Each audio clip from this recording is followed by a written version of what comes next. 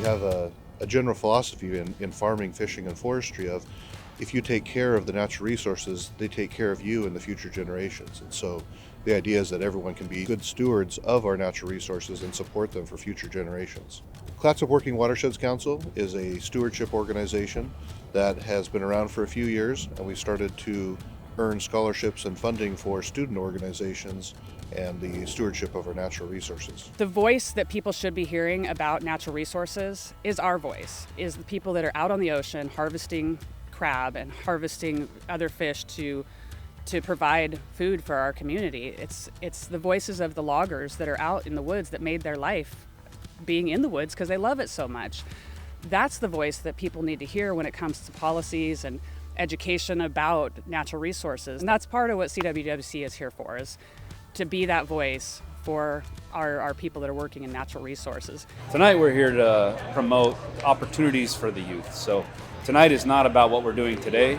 Tonight is about the next generation. How do we empower these kids, our future natural resource leaders, to make good, ethical, responsible stewardship decisions, because the stewardship of these resources is going to be in their hands in a decade or two. So we just had our second annual scholarship dinner, and I believe we raised over $120,000 for the community, which will go to all of our local schools. That's through a bunch of donations from a lot of other businesses and organizations, and really our entire community. So it's really nice to see everyone come together and support the kids in that way.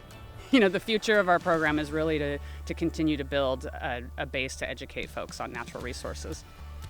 I am 93 and hope to get to 94 in June. My grandfather, Martin Nygaard, received the Lifetime Achievement Award, and the Nygaard family and Martin himself would like to again extend their thanks to CWWC for the prestigious award. The family is really proud of what Martin's accomplished, and it's a really impressive body of work, and everyone's really proud and thankful for everything that Martin's been able to do.